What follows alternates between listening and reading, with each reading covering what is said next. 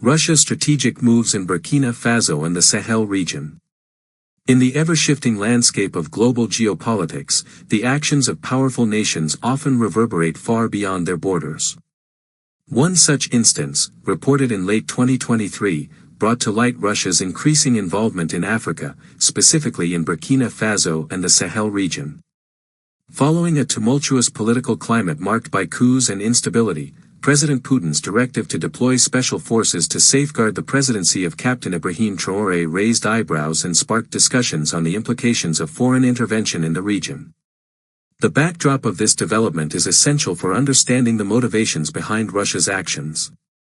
Burkina Faso, a landlocked country in West Africa, has grappled with political upheaval for years.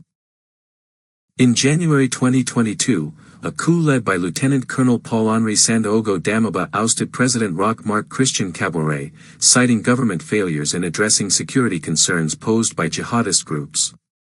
However, in September 2022, another coup emerged, this time led by Captain Ibrahim Traoré, a young military officer who promised to restore stability and combat the threats from extremist factions. Traoré's ascent to power was met with mixed reactions.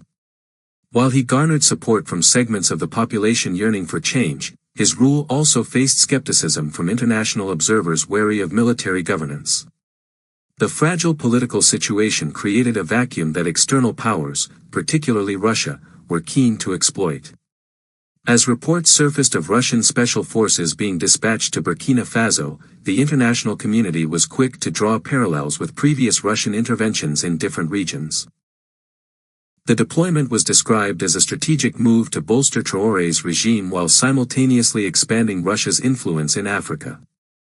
Unlike its Western counterparts, which often approached the continent with humanitarian aid and democracy promotion, Russia has pursued a more pragmatic policy, focusing on resource extraction and military cooperation. The special forces sent to Burkina Faso were said to be trained in unconventional warfare, counterinsurgency tactics, and political stabilization measures. Their presence was explicitly aimed at safeguarding Traoré's presidency, with instructions from President Putin to ensure the young leader could navigate the turbulent waters of African politics without the threat of destabilization. The Kremlin's motivations were multilayered, encompassing economic interests, military strategy, and a desire to counter Western influence in Africa. The geopolitical chessboard in Africa has become increasingly crowded, with nations like China, Turkey, and the United States vying for partnerships and influence. Russia's entrance into this arena is marked by a distinct approach, leveraging military contracts, resource deals, and political alliances to gain footholds in countries experiencing instability.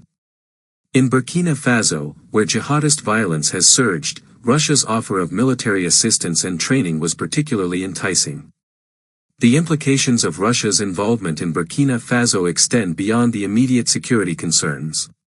While Traoré's government may benefit from military support, the long-term consequences of foreign intervention are often fraught with challenges. The presence of Russian special forces raises questions about sovereignty, national identity, and the potential for entanglement in local conflicts.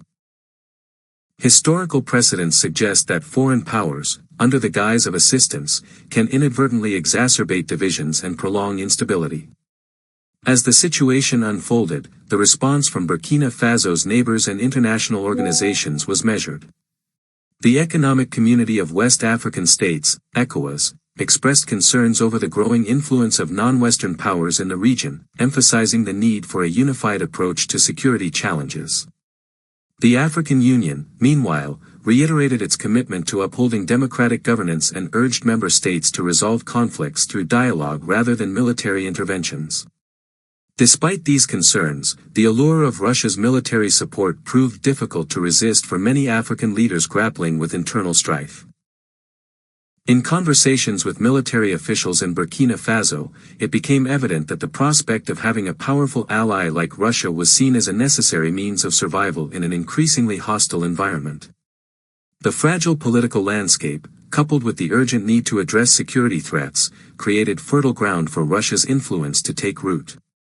As the months progressed, the impact of Russian special forces on Burkina Faso's political climate became more pronounced.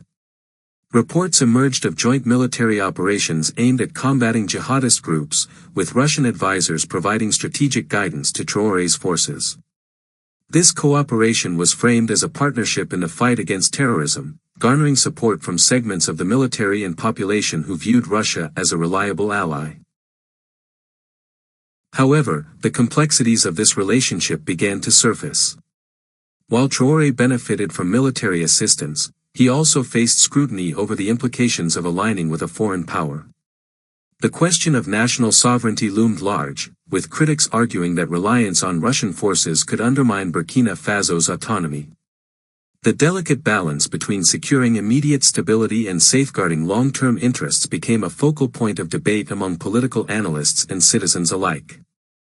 Furthermore, the relationship between Russia and Burkina Faso was not without its challenges.